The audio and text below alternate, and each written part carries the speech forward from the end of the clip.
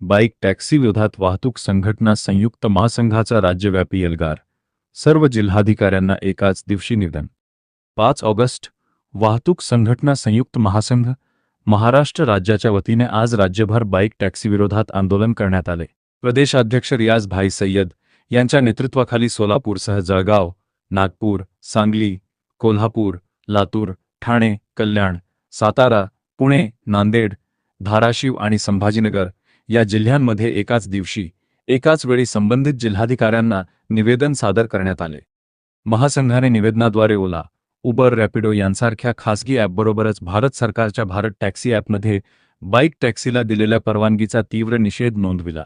या निर्णयामुळे महाराष्ट्रातील लाखो रिक्षा व टॅक्सी चालकांच्या रोजगारावर गंभीर परिणाम होणार असून शासनाने 2017 पासून खुले रिक्षा परवाने देऊन व्यवसायात आणलेल्या आणि लाखो रुपयांचे कर्ज घेऊन रिक्षा खरेदी केलेल्या युवकांचे भवितव्य धोक्यात येणार असल्याचे महासंघाने म्हटले आहे। महासंघाने सरकारकडे खासगी व सरकारी सर्व ॲपमधील बाईक टॅक्सी सेवा तात्काळ बंद करण्याची, रिक्षा व टॅक्सी चालकांच्या रोजगाराचे संरक्षण करणारे ठोस धोरण जाहीर करण्याची आणि चालक संघटनांशी चर्चा केल्याशिवाय कोणताही निर्णय न घेण्याची मागणी केली आहे।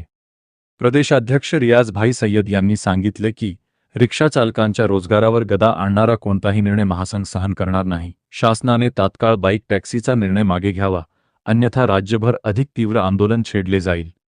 या आंदोलनात सर्व जिल्ह्यांतील महासंघाचे पदाधिकारी, जिल्हाध्यक्ष आणि मोठ्या संख्येने रिक्षा व टॅक्सी चालक सहभागी झाले। ना कोणत्या पक्षाचा ना कोणत्या धर्माचा वाहतूक संघटना संयुक्त महासंघ फक्त चालक बांधवांचा। आज वाहतूक संघटना संयुक्त महासंघाच्या वतीने संपूर्ण महाराष्ट्र राज्यातून जवळपास 18 जिल्ह्यातून आजच्या दिवशी राज्यव्यापी निवेदन सादर करण्यासाठी म्हणून वाहतूक संघटना संयुक्त महासंघाचे प्रदेशाध्यक्ष रियाज सय्यद यांच्या सूचनेनुसार राज्यभरातून निवेदनं प्रत्येक आपापल्या जिल्ह्यातील जिल्हाधिकाऱ्यांना सर्वच तेथील वाहतूक संघटना संयुक्त महासंघाच्या पदाधिकाऱ्यांमार्फत जिल्हाधिकाऱ्यांना निवेदने पोहोचलेले आहेत। विषय हा होता की खाजगी व सरकारी ॲपमधील बाईक टॅक्सी सेवा तात्काळ बंद करण्यात, रिक्षा व टॅक्सी चालकांच्या रोजगारांचे संरक्षण करण्याबाबत म्हणून या विषयाबद्दल निवेदन जिल्हाधिकाऱ्यांना सादर करण्यात आलेले आहे। या बाईक टॅक्सीमुळे येणाऱ्या रिक्षा चालकांवरील बऱ्याच अडीअडचणी दूर होतील अशी वाहतूक संघटना संयुक्त महासंघाच्या प्रदेशाध्यक्षांच्या निवेदनानुसार, त्यांच्या सूचनेनुसार निवेदन सादर करण्यात आले आहे। जय हिंद, जय महाराष्ट्र, जय महासंघ। महासंघ महाराष्ट्र राज्य प्रदेशाध्यक्ष रियाजभाई सय्यद यांच्या सूचनेनुसार महाराष्ट्रातील तब्बल जवळजवळ 20 जिल्ह्यातून संघटनेकडून ही खाजगी सरकारी ॲपमध्ये बाईक टॅक्सीचे चालू करण्यात आलेले आहे, त्याच्यावर बंदी आणावी त्याबद्दल सर्व जिल्ह्यातून एकाच वेळी आजच्या दिवशी जिल्हाधिकाऱ्यांना निवेदन देण्यात आलेलं आहे आणि ते निवेदन आज सगळ्यांनी तिथं जिल्हाधिकाऱ्यांना दिलेलं आहे। त्याच्याबद्दल रिक्षा टॅक्सी चालकांच्या रोजगाराचं संरक्षण आहे ते अबाधित राहावं म्हणून त्याच्या विरोधात हे आजचं निवेदन देण्यात आलेलं आहे। जय हिंद, जय महाराष्ट्र, जय महासंघ। ना कोणत्या पक्षाचा ना कोणत्या धर्माचा महासंघ फक्त चालकांचा। चालक बांधवावर जेव्हाही संकट आलं त्यावेळी धावून येणारा संघ म्हणजे एकमेव वाहतूक संघटना संयुक्त महासंघ। आज चालकांवर मोठा संकट आलेला आहे। सेंट्रल गव्हर्नमेंट आणि राज्य सरकार या दोघांनी युवकांना रोजगार म्हणून 2017 साली खुले परवाने म्हणजेच ओपन परमिट हे धोरणेनुसार सर्वांना रोजगार मिळावा म्हणून ओपन परमिट सुरू करण्यात आले होते आणि त्याच अनुषंगाने सोलापुरात जवळपास 13 ते 14 हजार नवीन परमिट घेण्यात आले आणि पूर्ण राज्यात जवळपास 10 लाख परमिट नवीन घेण्यात आले आणि या युवकांनी आपली एक रोजगारीसाठी, आपल्या एक व्यवसायासाठी बँकेकडून कर्ज घेऊन चालक व्यवसाय सुरू केला, रिक्षा व्यवसाय सुरू केला आणि ते व्यवसाय सुरू करत असताना सरकारवर एक विश्वास ठेवला की सरकारने जे धोरण केले खुले परमिटचं आणि आम्हाला जे व्यवसाय दिलेला आहे त्यावर आम्ही ठामपणे राहून इमानदारीने व्यवसाय करू आणि आज ते इमानदारीने व्यवसाय करत आहे.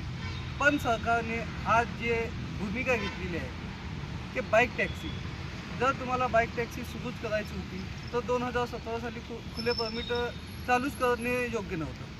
आणि आपण जर खुले परमिट चालू केले असेल तर मग ज्या बेरोजगार युवकांना आपण रोजगार दिलेले आहे त्यांना पुन्हा बेरोजगार करण्याचं धोरण जे सरकारने घेतलेलं आहे त्या विरोधात आज महासंघाने जवळपास 18-20 जिल्ह्यात एकाच वेळी एकाच दिवशी एकच संघटनेमार्फत महासंघामार्फत सर्व जिल्हाधिकारी कार्यालयात आज आमच्या पदाधिकाऱ्यांनी निवेदन सादर केलेले आहे.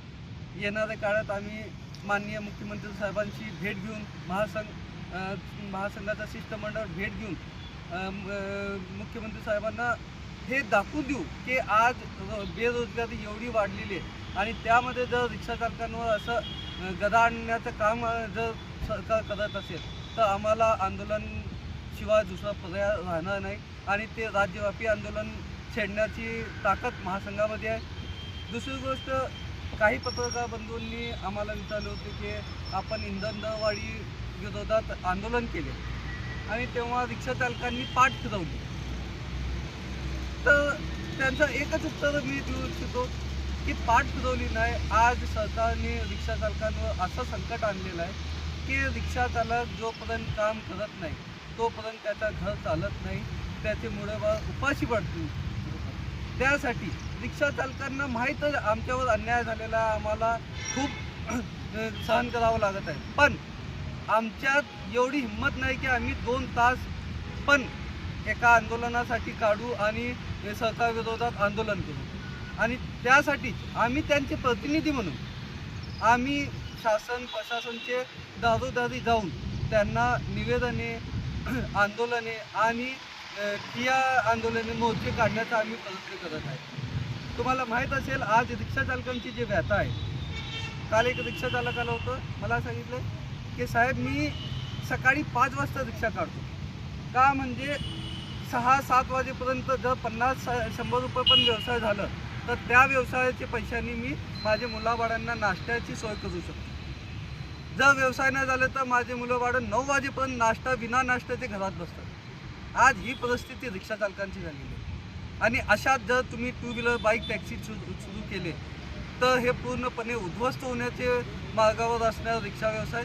आणि आमची कडकडीची विनंती आहे, महासंघाची पूर्ण कडकडीची विनंती आहे की आपण एक रिक्षा चालकांची व्यथा, आपल्या सत्तेमध्ये उपमुख्यमंत्री एकनाथ शिंदे साहेब आहे जे खास करून रिक्षा चालक म्हणून मुख्यमंत्री झालेले आणि ते स्वतःला सांगतात की मी एक रिक्षा चालक आहे. मी एकनाथ शिंदे साहेबांना कडकडीची विनंती करतो सर्व रिक्षा चालक बांधवांतर्फे की आपण स्वतः एक रिक्षा चालक आहे तर आपण या रिक्षा चालकांची व्यथा ऐकून घ्यावी. त्यांची जे परिस्थिती आज जे त्यांच्यावर संकट आहे ते संकटवर कशा प्रकारे मात करता येईल याची उपाययोजना करावेत लवकरात लवकर, अन्यथा महासंघाला राज्यव्यापी आंदोलन केल्याशिवाय पर्याय नाही. जय हिंद, जय महाराष्ट्र, जय महासंघ.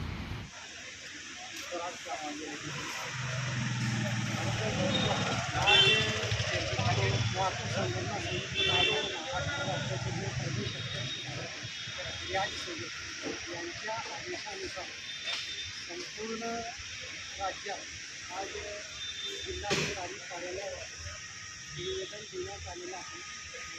निवेदन देण्याचं कारण असं आहे की जे शासनाने 1 तारखेपासून बाईक टॅक्सीला परवानगी पूर्णपणे दिलेली आहे. म्हणजे बाईक टॅक्सी यांना शासनाने जे सरकारी ॲप किंवा खासगी ॲप बनवून दिलेले आहे त्या ॲपमध्ये त्यांना लायसन्स आणि परमिट देण्यात आलेले आहे. जर जळगाव जिल्ह्यात ई बाईक टॅक्सी सुरू झाली तर त्याचा परिणाम असा होणार आहे की जे असंघटित कामगार आहेत, म्हणजे ऑटोरिक्षा चालक, त्याच्या आर्थिक संकट त्यांच्यावर येणार आणि भविष्यात त्यांच्यावर उपासमारीची वेळ पण येऊ शकते. यासाठी आज जे ऑटोरिक्षा चालक आहे त्यांनी लाखोच्या संख्येने बँकेकडून कर्ज घेतलेले आहे. ते कर्ज ते कसे फेडतील आणि त्यांचे जे आर्थिक कोंडी होणार आहे यामुळे, तर शासनाला आम्ही आज जिल्हाधिकारी साहेबांना निवेदन दिलेलं आहे की हे जे बाईक टॅक्सी आहे याला तात्काळ बंद करण्यात यावा अशी शासनापर्यंत आमची जी माग आहे ती माग आम्ही पोहोचवण्यासाठी निवेदन दिलेलं आहे.